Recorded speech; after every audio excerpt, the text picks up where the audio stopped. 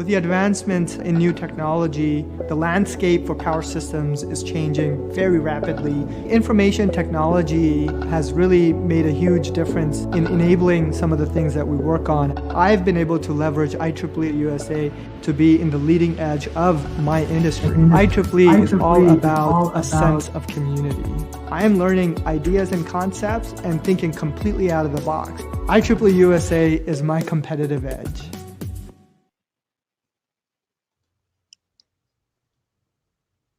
Hello, everyone, and thanks for tuning in to today's IEEE USA live stream webinar. What do the best consultants do to get clients? Pardon me. I will now pass it off to our speaker for today's presentation, Laura Burford, who is a business advisor for independent consultants, contractors, and boutique consulting businesses. Welcome, Laura.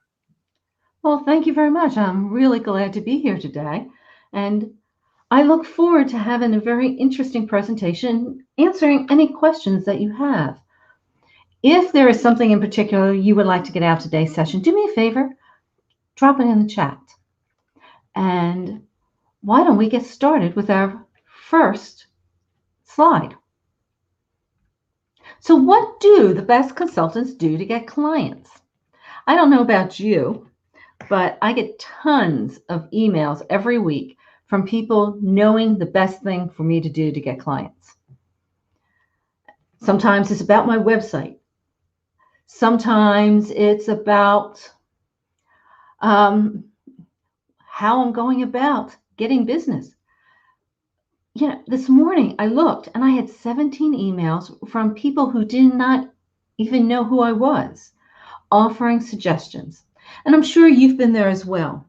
And some of the suggestions that I hear are, well, you have to touch more people. Well, how do you go about touching more people? I'm touching you right now. And people say, well, how many times do I need to touch somebody before they become a client? Well, there was a study put out by Microsoft that stated that 50% of people, consultants, no longer touch a person after the first time they touch them. And I read it and I said, well, that in some ways makes sense, because the best consultants make sure they connect with their ideal client. If the person you're connecting with is not your ideal client, you want to move on. Other people talk to me and say, well, I was told that for me to be the best consultant out there, I have to speak, I have to write, I have to create a podcast, create videos. And you know what? Speaking, writing, podcasts, videos do help you stand out. But the best consultants know that speaking, writing, podcasts, videos augment what they're already doing. And there's some other things that they do. Another person said to me, well, I've been told I just need to ask. And that's where I pause.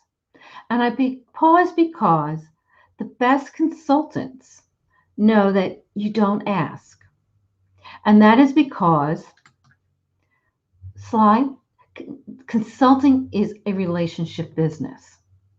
You're not selling a cup of coffee. You're not selling a car. You're building relationships. And to build relationships, you got to get to know one another.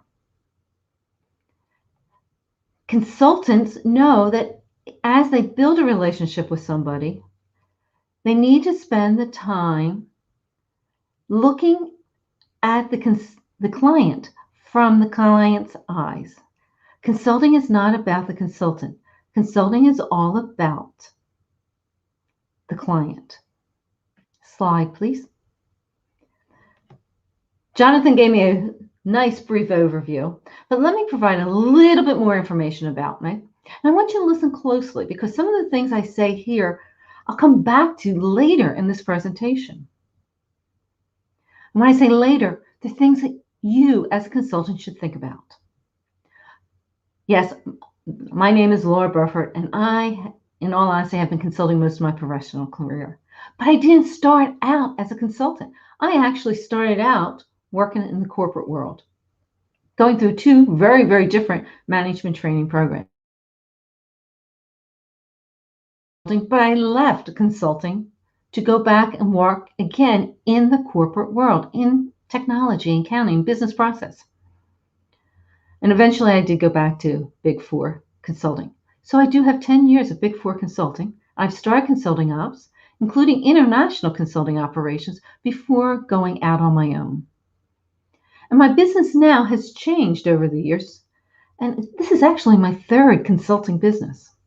And what I do now is I help, as Jonathan mentioned, independent business professionals, consultants, contractors, as well as smaller consulting organizations hone in on their focus and ideal client so that they connect with the right people and they get clients. Clients that they want to work with and who want to work with them. And how I do it is with the consultancy model. It's my model.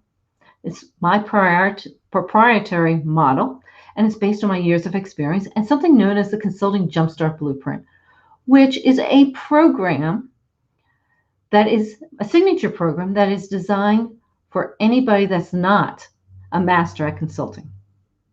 Why I do it?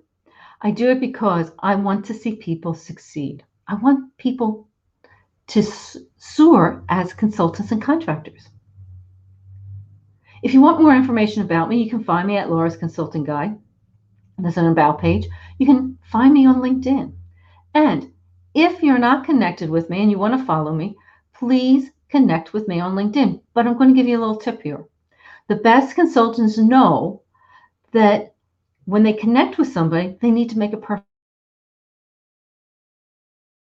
message. So if you want to connect with me on LinkedIn, go ahead, connect. And when it says, do you want to add a note? Add a note. The note does not need to be anything more than, I heard you speak at IEEE and I would like to connect. Best consultants make things personal because it's a relationship. I said this is my third consulting business. My second one dealt with project management, sending up PMOs, and really internal consulting ops. And when I did that, I wrote. I've actually been writing since college, but I wrote a book. And I used some of the techniques that I'm going to talk about today to help me get a traditional publisher interested in publishing the book. And here's the thing. I didn't get just one. I got three. All three were A-list publishers. And because I had three offers, I was able to negotiate. Use my skills as a consultant to negotiate keeping copyright, having a setup that I can use the material in the book for online training. Nobody else can. And a royalty package that was quite lucrative for a first-time author. So what I'm going to talk about today are things that help you get clients, but also help you grow your consulting business. Next slide. My goal is for you to walk away with 5 strategic organic steps. Yes, organic. I don't want you spending money on Facebook ads or buying a table. These are organic steps. The cost is your time. You have to spend the time and have the mindset that you want to succeed. You have to roll up your sleeves. My aim is to help you get clients. And as I go through and I talk about the strategic steps, I'm also going to provide you some tips and techniques. Tips and techniques that you can implement immediately, you can implement today. If you don't have a pen, pencil, or piece of paper, do me a favor. Go ahead and grab one, because I believe you might want to take a few notes. I've had people listen to similar presentations, and many of them have walked away with 4, 5, even 7 pages of notes. So help yourself. Use this presentation to help you build your own business. Next slide, please. As I said, consulting is a relationship business. And because it's a relationship business, that means you have to connect with people, but you have to build trust. It's great if people like you, but they have to trust you. And if you're a consultant and you're working for a consulting organization, there's a very good chance that you might end up working with a client that might not be the client you want to work with. And they might trust you to do the work, but they might not like you. Remember I said I have Big Four experience, number of years of Big Four experience? There have been a number of times I've been in a situation where a CEO or a senior level executive has said to me, I trust you, but I don't like you. And it had nothing to do with me personally. In 2 occasions, it was because I'm from the North and they just didn't like Northerners. On one engagement, there were 400 people and only 2 of us were from the North. But the CEO of the company made it quite clear he liked me, did not like me, but he trusted me. And he wanted me there because he knew I could get the job done, the job that they needed to get done. So consulting is a relationship business, and it is built on trust. And it takes time to build that trust. Next slide, please. As a consultant, you have to work to build that relationship. Your clients want to have confidence in you. They want to have confidence that you can achieve the results you say you can achieve. And they want to know you can build win-win relationships. What do I mean by win-win relationships? You partner, you work together, you can have conversations not only with that economic buyer, the person that's paying the bills, the person you're dealing with day in, day out, but everybody that's on the team. Clients want to have confidence that you can achieve the results you say you can achieve. Next slide, please. I mentioned consulting is a relationship business. More than once. I think this is about the 5th or 6th time I've said it. But to do that, there's a process. And I'm a very process-oriented person. And I mentioned that I've been doing this a long time. What I'm talking about today is something that I continually work on honing. And every time I fall off the wagon or I don't do what I'm talking about today, my business suffers. And I don't want my business to suffer. So I make it a point to stay very focused and move forward.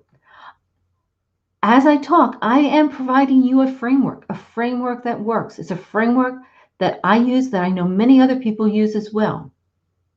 My relationship model has 5 steps. I'm only going to talk about 3 of these steps today, but it has 5 steps. There are other models out there. I know somebody who has a 3-step model. I know somebody who has a 7-step model, but it is a process. So let me start going through the 5 strategic steps, and let me start with something that's over here on the left on this diagram. It says core. Please go ahead, flip. So the strategic step, the first strategic step, is you need to clarify your core. And when I first started talking to people about getting clients, I didn't talk about this until I realized many of the people who were trying to get clients were struggling because they had never clarified their core. And when I talked to people who were struggling or who came to me and said, I can't get clients, I had to go back to this. And I found this is where their troubles started. Think of your core as the opening scene in a movie or the first chapter in the book. It's your why and your what, your who and your how. Your why and your what, your focus, that one thing that you want to be known for. Your focus is where you leverage your strengths. What are you good at? What are people willing to pay you for? There can be a need and a want, but maybe somebody's not willing to pay you for it. I know that sounds a little strange, but I can give you story after story where there's been a need and a want, but no desire to pay. And I've watched consultants say, yeah, but it's what I like to do. No, so the first part of defining your core is coming up with your focus. I also call your focus your foundation of your business. It's the foundation of a house. If it's not stable, everything else you do is going to struggle. A few years ago, I think it was about 2 years ago, I presented a webinar on it's Focus Your Magic. I know it's out there. Go ahead and help yourself to it. Listen, figure out, how you can come up with your own focus. Once you know your why and your what, your focus, you want to spend time defining your who. Who is your ideal client? The characteristics and the behaviors, the tangibles and the intangibles, and you define where you can find your ideal client. Because if you can't find your ideal client and they're not interested in what you can offer, you don't have an ideal client and you don't have a business. The third part of your core is your how. How do you move somebody from where they are to where they want to be? How do you help somebody achieve the results and benefits they want? It's your point of view. And a point of view is not something new and unique. It's not something new. It is something unique. It's unique to you. It helps you stand out as a consultant. It's also something that helps you provide credibility or display credibility when you talk to potential clients. So the first step is you need to clarify your core, your why and your what, your who and your how. And you need to pull them together in a brand message. Another essential that you need to have in place to display credibility. And when I talked about me, I talked about my why, my what, my who, and my how. The best consultants know they have to have clarity as the core, and they need to have a brand message. But before they start really diving down to connecting with people, they have to do one more thing. Slide. They need to validate. They need to validate their core. And to do that, they start reaching out to people that they know, and they start connecting. More than one person I've worked with has gotten their first client if they're starting out by validating. Spending time talking to people that they know to validate that their ideal client, their focus, and their point of view work together and they make sense. But as they go about validating, they never once tried to sell anything. They reached out and they said, "Hey, I need some help. Are you open to helping me?" So I just talked about the first step. That first step is so important to move forward to get clients. Somebody said to me, "Well, you only validate once, right? Once you start." I'm like, "Oh, no. I'm constantly validating my focus and ideal client, my point of view." At this point, there's just minor changes. But last year, when the pandemic hit, I spent quite a bit of time validating. You should validate at least once a year, but I validate a couple times during the year. People that I know that I have relationships with, I've built business relationships with. So with your core in place, you're now in a position to start working on that relationship model. Slide, please. But this is where it gets messy. It's not as straightforward as what I just talked about. Building relationships is like this picture. It's messy. It's not straightforward. Things overlap. I can find straight lines in this picture, but there's crisscrossing that's going on as well.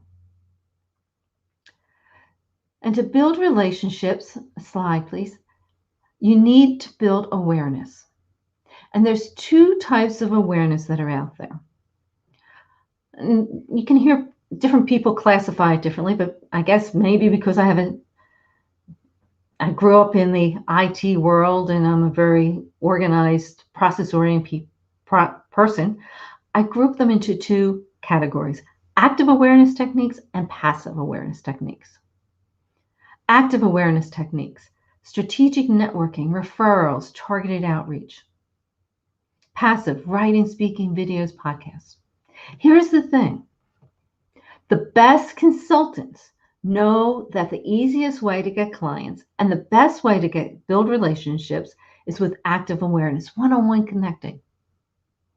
I'm touching you right now through a webinar, but what I'm doing is passive. You had to come to me. It's passive. But the best consultants spend their time focusing on active awareness techniques and tactics. I'm not saying they don't do the passive. I'm doing it right now. But they hone in on the active, and they become very knowledgeable on how to do things from a networking, referral, and targeted outreach approach. And that's where I'm going to spend most of the rest of this presentation talking about, on active awareness techniques and tactics. I know many consultants, and I mean many, who do not write, do not speak, they don't create videos, they don't do create podcasts. And they've been very successful with 10, 15, 20, 30 years. I spoke to somebody yesterday who is now just starting doing some videos, but he's been in business over 25 years. He just wants to do something new. So let's dive down and talking about the second strategic step. And the second strategic step is this. You need to connect with people. And to connect with people, I always think about the Harry Potter sorter's hat. Because what you want to do is you want to take a step back and you want to say, hey, you know what? I know all these people. And I want to reach out to some new people. Because guess what? Businesses don't hire consultants. Consultants are hired by somebody working in that business. So you need to connect with a person. And you want to sort your connections. And you want to sort your connections into categories. I use 3 categories. Some people use 5, some people use 4, but I recommend 3. I like 3s because it's easy to think. And you want to come up with a small group of targeted high potential connections. 10 to 20. The high potential connections help you, are the people that you think will hire you sooner versus later, and the people that can help you from a referral or an help influence perspective. And as you sort people into all 3 of the categories, you're going to take a hard look at your ideal client criteria. You defined your ideal client criteria when you defined your core and clarified your core. So when people say to me, well, how do I do this? And they can't define their ideal client criteria. Well, you got to go back to that core. So anyhow, you want to sort people into that A category. And for the A category, you're going to do some research. You're going to check these people out. You're going to find out as much as you can. The B category are people that, well, maybe at some point there'll be a connection, but they're not there yet. But I want to stay in touch. You can have up to 100 in that category. And C category is everybody over that 100 that you believe are ideal connections, but just not there right now. And you'll spend time working with them, but not as much as that A category. Now I'm talking about the strategic steps here. And something I didn't mention up front, and I should have, is when I'm done talking about the 5 strategic steps, I will go into and I will provide an example that's based on real life. I wish I could go provide examples for all 3 categories, but I can't. I will focus on the A category for a number of reasons, but I will provide an example, so hang in there. I also have some freebies for you if you hang in till the end. Let's move on to the next slide. I mentioned there's an A category, a B category, and a C category. And you list people in the different categories. The A category, you definitely will use active awareness techniques and tactics. The C category, you'll use passive awareness techniques and tactics. Up and down on this list. You might be talking to somebody in the A category and realize, you know what? They're not ready to buy. They're not probably going to be ready to buy from me for 2 years. But I want to stay in touch. You might move them down. because how you're going to connect with people on an ongoing basis for that middle category is going to be different than for the A category. So they'll move up and down. Next slide, please. And that leads to strategic step 3. We talked about connecting. You have to figure out who you want to connect with, put them in categories. You have to research them, and you want to reach out to them. And the next step is you want to get to know one another. You want to display credibility. You want to become known as the best consultant to go to. And 3 things come into play when you're trying to connect and get to know people. 1, your actions. How do you treat people? The words you use. How do you make people feel? And the words you use. And the last, how do you make people feel? Action, words, and how do you make them feel?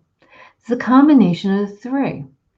I remember early in my career as a consultant, I had a partner pull me aside, very upset with me, because he didn't like how I spoke to a client. And I actually went and apologized to the client afterwards. And the client was fabulous. She was fabulous about this, because she sat down with the 2 of us and said, oh, no, I'm fine with how Laura has spoken. I'm fine because that's the culture here, and that's how we need to talk here. I'm not offended at all. She's using the words that we use here. But I'll be honest, when I look back, I was a little rough, and I could have been a little gentler. And I do watch my actions, my words, and how I make people feel. Do I flub it once in a while? Of course I do. Everybody will. But you want to. But, you have to think about your client. Put yourself in your client's shoes as you work to display credibility. Displaying credibility. How do you go about it besides talking? Next slide, please. There's something that I call credibility essentials. I have about 14 of them. But there are 4 must-have credibility essentials. And if you look at the list of the 4, 2 of them I've mentioned a couple times so far. But the first one is you must have a professional profile. You must look real. An up-to-date picture, business cards, an email address that looks like you are real, that you are in business. LinkedIn. People say, well, I have to use LinkedIn to get clients. Well, here's the thing. Many people don't get clients on LinkedIn. LinkedIn is a tool.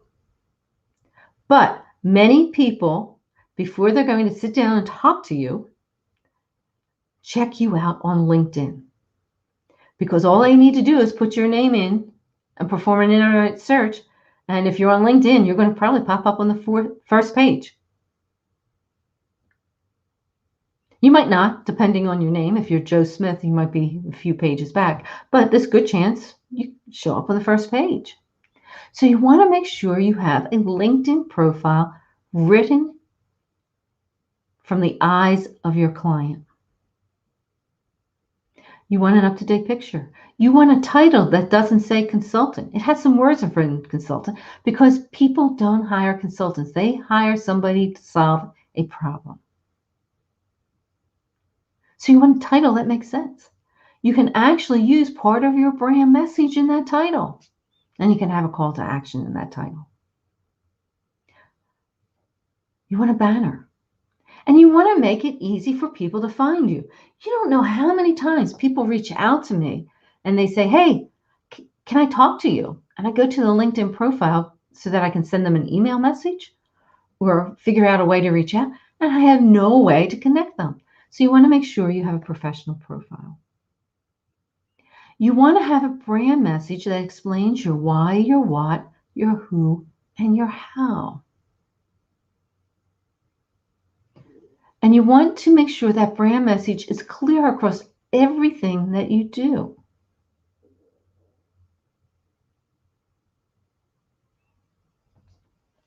I provide my brand message when I introduce myself. Now I gave a long one, But you should also have a 6-word or a 10-word or 15-word message. Kind of message you give when somebody says at an event, hey, what do you do? And you only have a real short time to grab their attention.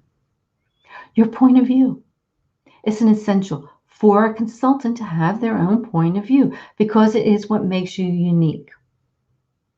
If you go out to my YouTube channel or out to Medium, which is a place to post articles, you will find an article or a video on how to come up with your own point of view or how to think about your own point of view. There's just a short exercise in there. It's a 15-minute exercise. Help yourself to it. And the other thing that's on this list is stories.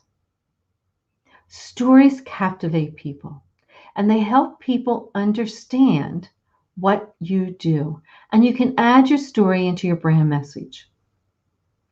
There are 4 of the credibility essentials, and credibility essentials is a term I came up with. I wish I could say it was something different, but it's my made-up term that every consultant needs to have. Are they the only ones? Definitely not. If you have intellectual property, that's an essential.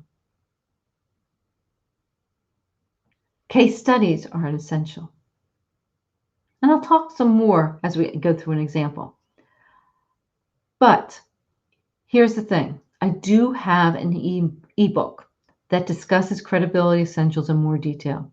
Started out as a checklist and over time it's expanded. If you would like the ebook, you can drop me a note at laura@lauraburford.com, or Jonathan is very nicely going to do me a favor later, and I'll have it later in the session. There's a link that is going to be posted. You can help yourself to that link, and I'll also tell you where you can find it. Help yourself to the document. It's pretty good, and people have found it very helpful as they thought about what should be in their, I'm going to call it credibility essentials toolbox. Let's move on to strategy number 4. Strategy number 4 is this. You got to nurture it. You got to nurture that relationship. You help them. The help might be business related. It might not. You want to show that you're responsive, you're proactive, you are easy to work with, that you know how to build win-win relationships. You spend the time nurturing that relationship. You know, somebody said to me, yeah, this sounds like a lot of work. And the person was married. And I said, when you met your wife, how long did it take for you to feel comfortable proposing to her? You're now married, but a marriage is a partnership. Strong business relationships with clients are also partnerships, and they don't happen overnight. But as you nurture, you want to get yourself in this, you want to position yourself for them to say, will you be willing to sit down and talk to me about an opportunity that I think you can help me with? And you also want to be in the position where you can flip that and you can say, you know, I've been hearing a lot about what you have to say. Are you open to talking to me? Because I do think I can help you. You want to transition out of this relationship to being able to write a proposal. And that leads to the next step, which is step 5. Strategic step 5. You got to work this thing every day. People who say to me, well, I only can work on getting clients sporadically. I don't have time to build relationships every day. Sorry, I hate to tell you this. You got to work on this every day. And somebody said to me, well, how long does this take to do it every day? I said, in all honesty, it really doesn't take that long. I put aside a half hour every day to work on this. Now, are there some days I do more? Of course. Some days I do less. But look at it this way. The people in category A, that 10 to 20, and I usually stay around 15, I'll be honest with you. For them, I have an individual action plan. And I make it a point to reach out to people in category A once a month. Now, sometimes it's more because they're ready to buy. They're asking me for a proposal. But if there are 20 people on that list, if I reach out to one of them one day during the month, it might only take me 5 to 10 minutes to reach out. Guess what? I've touched everybody in that category. The up to 5. Category B, up to 100. Yeah, I don't have 100 in my category B. I have less than that. But I reach out to 5 people a day. Hey, I saw this. I read this in the morning. You send it on. You know what? Here's an event you might be interested in. It's your birthday. And the over 100 category people, well, these are the people that may just be on your mailing list if you have a mailing list. Do you need all 3 of these categories? No, I know some people that only have category A's. Quite successful. Or if they have a category B, they only have a few people in category B. You have to figure out what makes sense for you. Let's go on to the next slide here, please. And what you want to do is you want to think, what do you want to do for each of the categories when it comes to connecting, getting to know, and nurturing? I'm going to go on to an example at this point. But before I do, does anybody have any questions? Please reach out with your questions. Jot them in the chat, in the comment section. Want to be able to have you walk away with some info that you can use.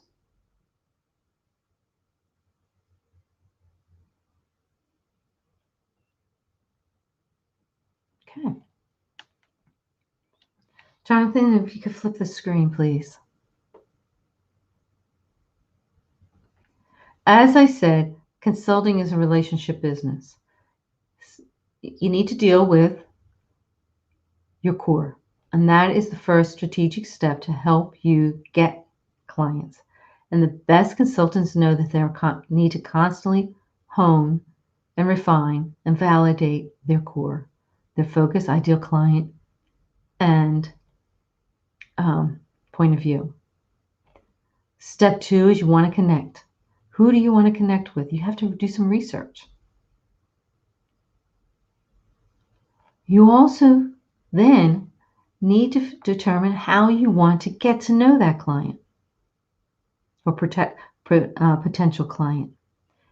And you need to nurture, and you need to create a plan and work it. Your goal is to become known as the best consultant. The best consultant to work with. Or they ask for help, a proposal, you're in the position to do so. So that it's not a competitive proposal. You're the only person they're thinking of. That's a good relationship. Let me go on to an example. I'm only going to provide an example for the A category, and we can talk through it. This is very generic, very high level, but I think you'll get the idea. This is Joe. Joe's a neutral name.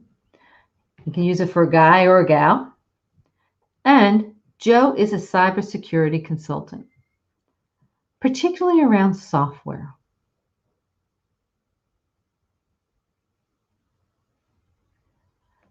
Little unknown fact, back when I was moving up through the ranks, I spent a lot of time with cybersecurity before it is what it is now.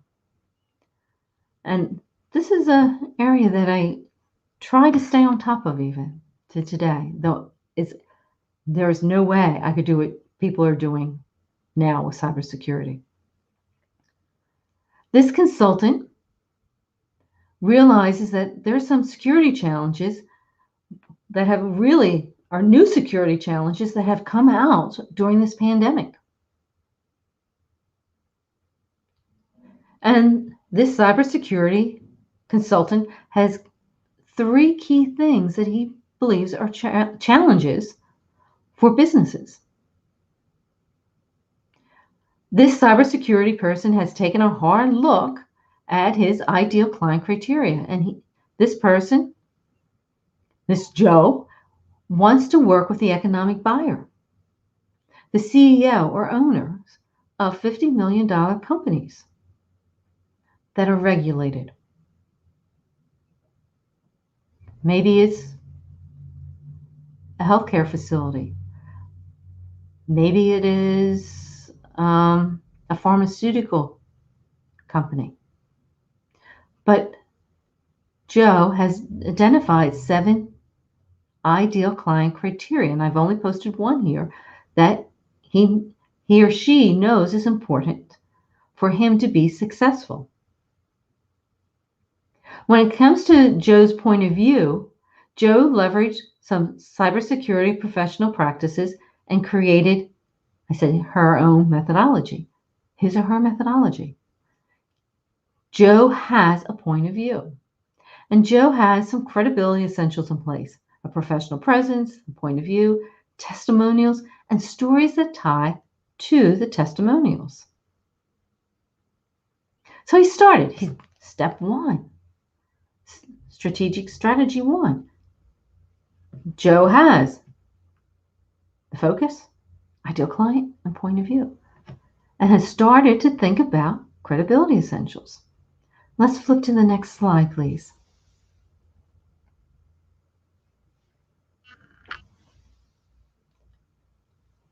As you see here, I've added a word because I said people don't hire consultants, and best consultants know that they have to be as specific as possible when it comes to what they do. Joe is a software cybersecurity consultant, and Joe has taken a step back when it comes to high potential connections to say, you know what? I'm going to identify 10 potential clients, people that I really think are interested in how I can help them, and 5 referral or influential partners. Joe then sits down to do some research, looking where his ideal client hangs out. Associations, organizations, online blogs, trade magazines, business journal, upstream and downstream people, referrals, LinkedIn. There was a report by Gartner in 2019, and it's not aimed at consultants, but it's aimed at business development people, where they highlighted that about 17% of the time that a business development person is out connecting with people is really this one-on-one. It's the connecting. But about between 45 and 47% of the time, that business development person is doing research on their ideal clients. So Joe here is doing some research. And as Joe comes up with these potential clients, Joe compares them to his ideal client criteria. And he also goes a step further because he realizes he needs to do something else with his credibility essentials. And one way to do that is to look at third-party studies. Maybe it's McKinsey, maybe it's IEEE's study that's you can find on IEEE's website about avoiding top 10 software security design flaws. Joe is not going out there and creating his or her own material. Joe is leveraging what has been done by top-notch organizations. Because Joe is thinking about, how am I going to connect? What am I going to do? And as Joe is thinking about these third-party studies, he's thinking about, what are the trends?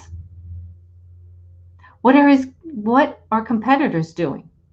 What are some of the benchmarking that's going out there? So let's move on here. So let's walk through how Joe goes about connecting with one of his 10 people on the list. Joe found a smallish healthcare facility that needs some help. They're struggling. He's been reading and he notices some letters that are out there and some articles about some of the struggles the company is having. Joe debates, how is the best way to connect? Well, you know what? Here's somebody that knows the director, the economic buyer. Maybe I can get a referral. But Joe doesn't go that way. Instead, he creates a targeted outreach letter. making it extremely personal. And in the letter, he has an offer. It's a high-value briefing, a briefing that Joe has taken the time to read and comment on. He has comments on the side.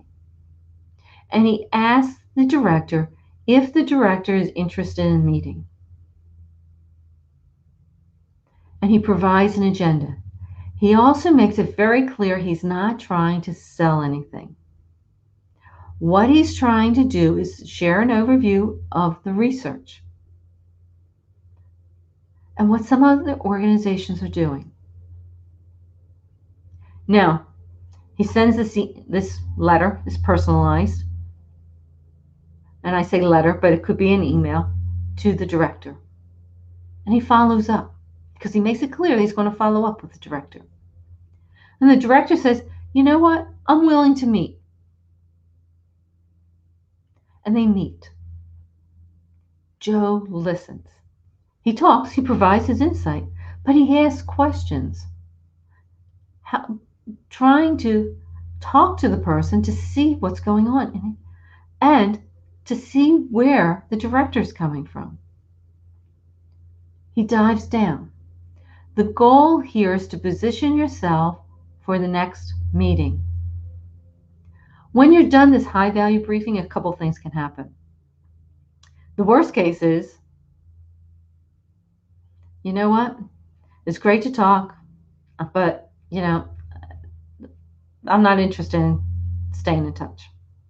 Okay, you've met the person, you've gone on. You could also have gotten that when you sent the letter. But most people I have found, once you send the letter and you're offering a high-value briefing, they're willing to at least spend some time with you. Something else that could happen is the person you're meeting with says, you know what? I want to stay in touch. I want to continue this conversation. Because keep in mind, there's an agenda, and you are going to time limit this.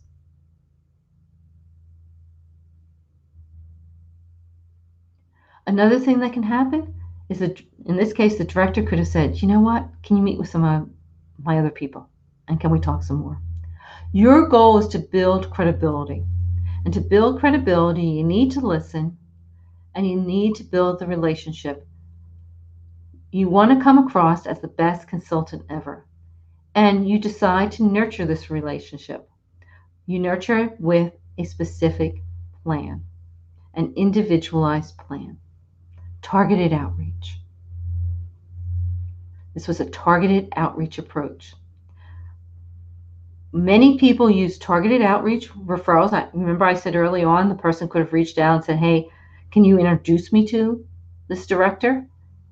And if you do that and you ask somebody to introduce you, you still want to write a letter, but you want to help that referral partner say the right thing. You could have also networked with this person. A perfect example, and something I've done more than once, and I know other consultants have done this, is they've gone to an event. And before you go to the event, you know who's going to be there. And you meet. And you talk at the event, and you ask them at the event if they would be interested in having a high-value briefing. You want to position yourself to be the turn-to person. And this approach does work well. When I say this approach, coming up with the 10 or 20 targeted clients, potential clients you want to deal with, so that you get to the position of an ask, and you provide a proposal, and you work to remain in touch.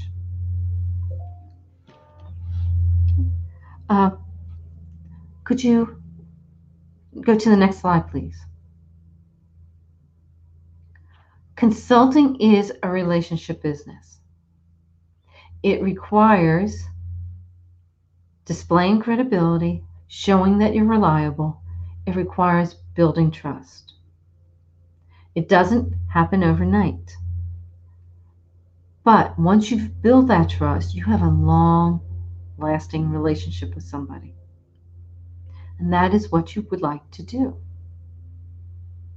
Before I continue here, does anybody have any questions? I can see at the bottom of the slide, Jonathan saying, post your questions in the comment section. Does anybody have any questions or comments.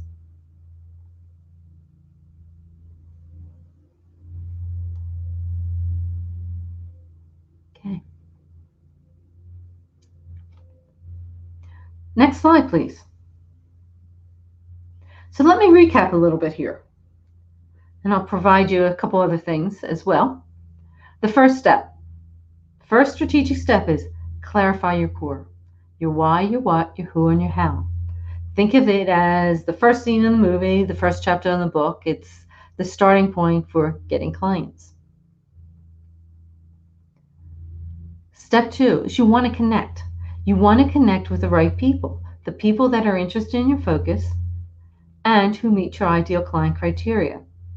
I recommend you divide your connections into categories.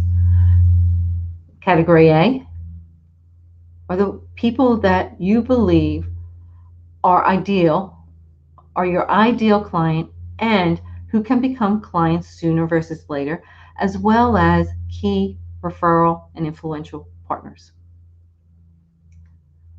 Step 3, strategy 3, work to get to know people. Come up with your credibility essentials. And please, either drop me an email or we'll provide you a link, and I'm going to ask Jonathan to put them in the chat. If not, I will put the comments in the chat. Oh, I see a number of comments here already. And I'm going to pause for a second and look at some of these comments in a second. Step 4, you want to nurture the relationship with plans. And step 5, you want to come up with a plan. You want to work the plan, and you want to work it every day. Let me quickly scroll through a couple things here. No, I was not seeing some of the comments, so I do apologize.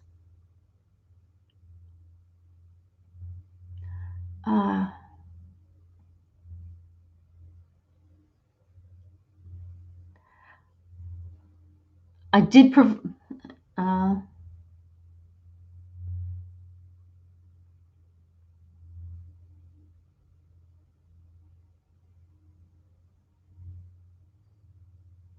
okay.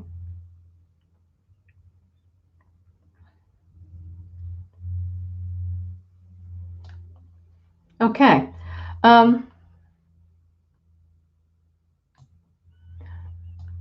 I'm just looking at the comments, so I apologize for pausing here a second. Some of them I think I have answered.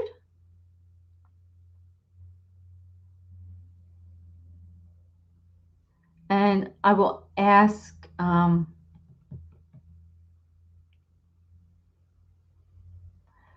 John.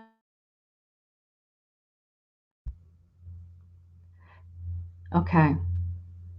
Hi, Laura. I'm sorry, we just lost you for a bit. Those last 5 seconds. Could you repeat that, please? Could you, Jonathan, could you just flip to the next slide? And Sure. I'm going to start answering a few of these questions. Okay. I mentioned that there are a lot of free documents out there.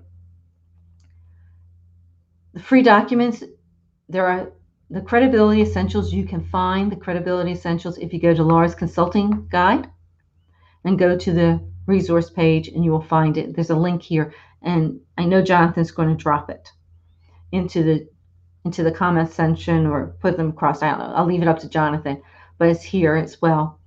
There are videos out on the YouTube channel. Help yourself to the videos. There's a whole playlist on focus and ideal client, and even a script to help you validate your focus and ideal client. There's a video on point of view, which has a simple 15-minute exercise to help you come up with your own point of view. That point of view video has also been turned into an article that's out on LinkedIn as well as Medium. There's a video on credibility essentials, and there's a playlist on getting clients talking about targeted outreach, referrals. Help yourself to them. They're all free. Use them. And as I said, I know Jonathan's going to drop things. Let me answer some of these questions in the order that they're posted and go forward from there. one question, if you're getting no responses when you contact a category A prospect each month, how long? Usually you're going to know. If you're getting no response from a category A prospect, first off, don't just call them. Say, hey, and be honest. Hey, are you interested in talking? Find out. Come across real, though. If you've already started to build a relationship and they've gone cold, you want to know why they've gone cold. Maybe something's happened. If you have somebody on that A list and they don't respond to you at all, they're not interested in getting together, they've ignored your emails, they've ignored your letters, you probably want to move them off. So you're going to have to use some of your judgment, but you're also going to have to come up with an individual plan for everybody that's on that A list. The difference between category A and category B is simply this. The people in category A are the people that you believe are your best chances for getting clients sooner versus later. They probably meet every one of your ideal client criteria. People in category B might not be ready yet. It's not uncommon for you to meet with somebody and they say, I want to stay in touch, but we're not going to do anything this year. You have to decide, do you want them in category A or category B? Many times, depending on the time frame, they might be in category A. I might put them in category B. Perfect example. Here's somebody who's an ideal client. They don't have any money in the budget for this year, and they're not going to do anything this year. But they want to stay in touch and they want to get to know you better. And and you believe that they are sincere, so you might keep them in category A so that you can talk to them as the budgeting season comes along to make sure that they have enough money in the budget to hire you. So it's not straightforward. You're going to have to use some of your judgment and think, what is the best? Okay. Hopefully I answered that question. If I didn't, please reach out to me and I will spend more time talking to you. Just drop me an email at laura@lauraburford.com. Yes, what value could a consultant provide? The LinkedIn user, I'm going to come back to that question, if you don't mind.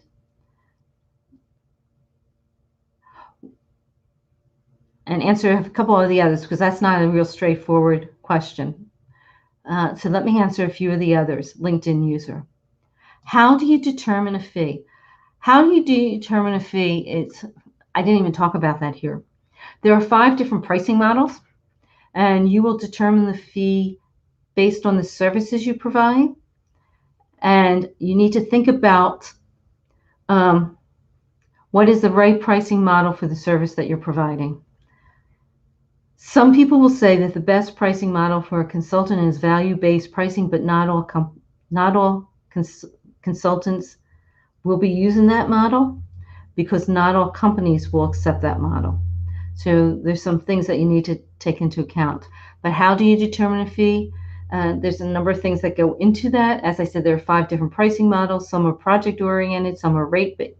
So you determine the fee based on the service that you're offering. Frank, feel free to reach out.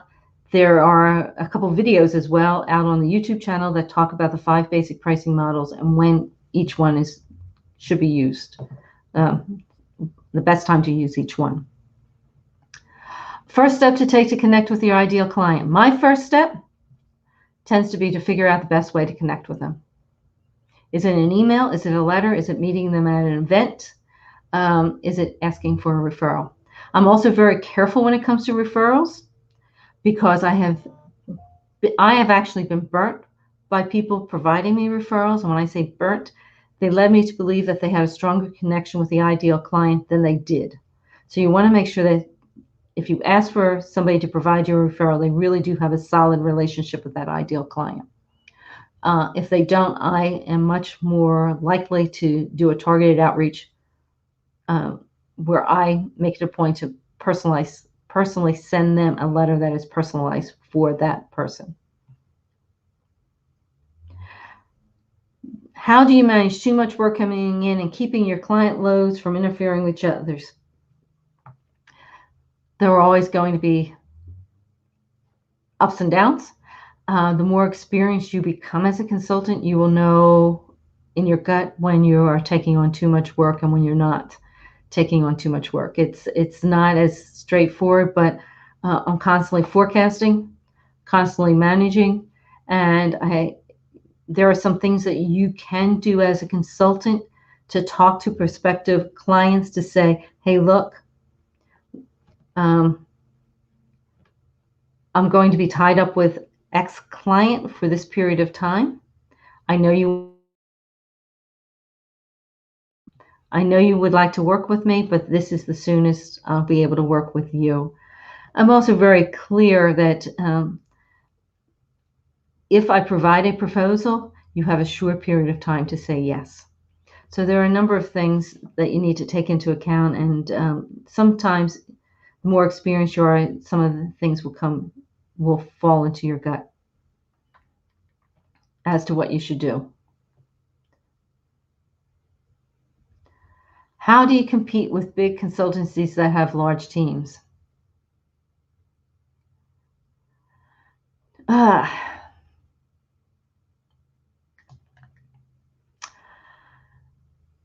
Sometimes you can't. I'll be honest. Sometimes you can. But you have to be very clear as to your point of view and why you're unique. I have worked with large companies by being very clear as to what my point of view is, and by providing something that is unique that the large consultancies don't have. And a lot of that ties to the personal touch and the relationship. Sometimes, but I have also lost out to big consultancies. When I started out on my own, I lost out when the CFO wanted to hire me for a manufacturing company, mainly because I was not with a big consulting firm, and the CEO wanted one of the big four. There was nothing I could do about it. It was just how it was going to be.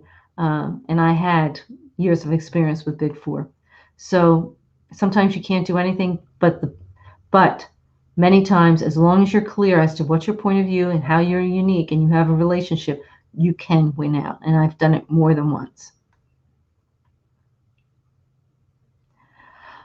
The comment or question about value-based pricing, I'm going to hold off. Carl, you're more than welcome to reach out to me separately because that's completely outside of this, and it's not as straightforward. There is a video on value-based pricing, and it's outside the conversation here. What is my take on targeted cold calling, email, LinkedIn reach outs? I reach out on LinkedIn all the time. And I do believe LinkedIn can be a good place to reach out. But I make it a point to search and have a reason, and every reach out on LinkedIn is personalized. And there's a reason why I'm reaching out to them. It ties back to an early comment I made. Please connect with me on LinkedIn, but make it personalized. Because if it's not personalized, I will not connect with you. I'll be honest with you. So LinkedIn reach outs are good. And I've had people not only connect with me, but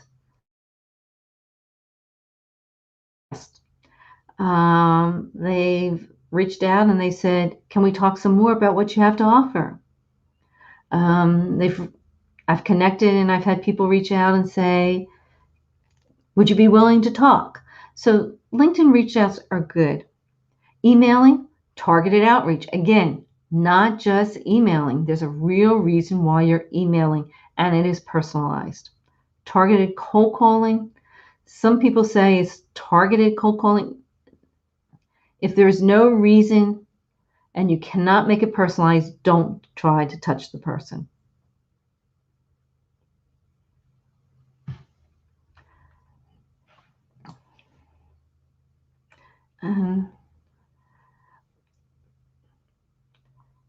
What are ongoing project manager hourly rates? I'm going to skip that. I'm sorry. I will skip that question.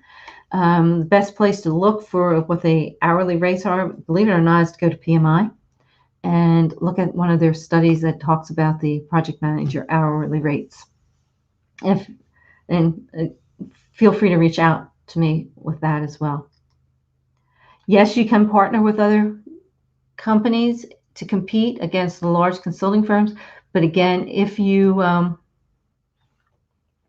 reach out and you want to partner, make sure somebody has a real strong relationship and has built a strong relationship with a key hiring person in the organization.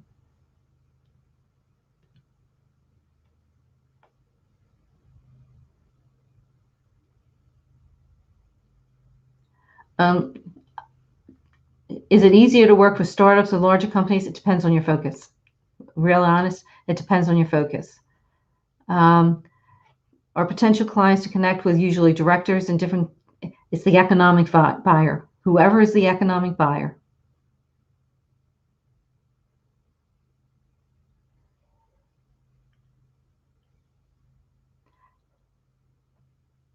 How do you handle it when things go wrong?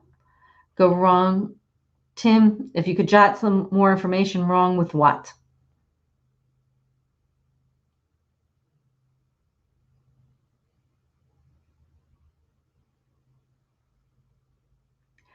Am I discussing a business model for consulting? I'm discussing, what I am discussing is a model. What I am discussing is a model for getting clients. Is it a business model for consulting? Yes. But it's for getting consulting clients.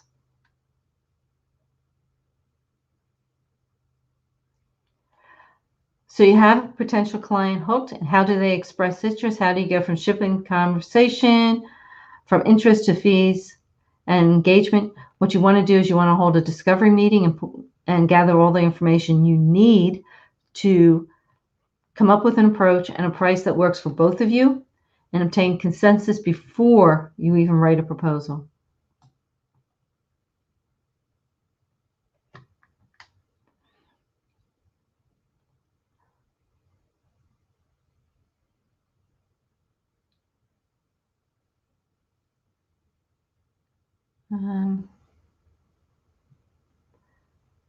Jonathan, I know I'm not going to be able to get through all of these questions. Is there anything there that you see that I need to respond to because I know I'm not going to get through everything?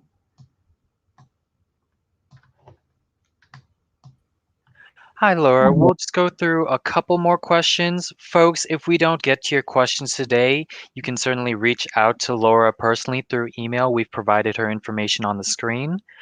Laura, we'll just go through the next couple questions and then we will cut it off there. Starting from William, and I've added his question onto the stream. Okay. And Jonathan, can you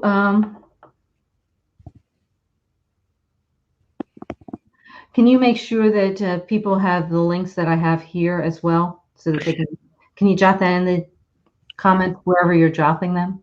Absolutely. Everyone, all the links that Laura has provided in her presentation will be included in the comments section. So you will be able to access them directly. We will add them right after this broadcast has ended. So please stay tuned afterwards. When presenting your high value briefing, how do you know when to stop presenting information so that you don't go away with the store? Your high value briefing if it's something that you've written, you're going to decide up front what's going to be in that high value briefing. If you've taken a third party's high value briefing, you've provided some comments that you want to share, and you're providing some insight. First of all, you want to time block that briefing, an hour, no more than an hour. And you're going to do some talking, but you really want the other person to do the talking as well. You want to have a conversation. This is not a one-way street. You're not out there presenting. You're not selling. So you probably want to pick maybe 2, 3 points maximum that you want to highlight and provide insight on. That's it. And there's no way you're going to be giving away the store if that's all you're doing. But you want to truly make sure that you have you've time blocked that presentation, that briefing, the conversation. And at the end of that time, you want to be respectful of their time and set up another time to talk. You want to continue the conversation. Hopefully that answered that question. Another question. Absolutely. Here is the last question, Laura. Are there differences in the approach? Not really. No. There are some other challenges that you have, but not any differences in the approach between the private sector and the public sector. And when I say challenges, you have more red tape when it comes to federal, state, and local government. But in some ways, I have found it easier sometimes to build the relationships in the public sector than in the private sector. Sometimes, not all the time, but there are no differences in the approach. Fantastic. Thank you, Laura. So folks, unfortunately, we are out of time. If we were not able to get to your questions today, again, you can reach out to Laura personally, and we've provided her email in the screen. Again, all of her resources that she's also shared in today's presentation will be included in the comments section after this broadcast. For those who are asking, this webinar will be archived on our social channels at IEEEUSA on our Facebook, YouTube, and LinkedIn pages. Laura, thank you so much for the great presentation and for giving our viewers insight into building trust and credibility with clients in the consulting world. Well, thank you for having me. I totally enjoyed it. And thank you all to all of our viewers for tuning in today and for your great questions. This webinar, again, will be archived on our social channels. Check back daily for future live stream updates, and we hope you all have a great rest of your day.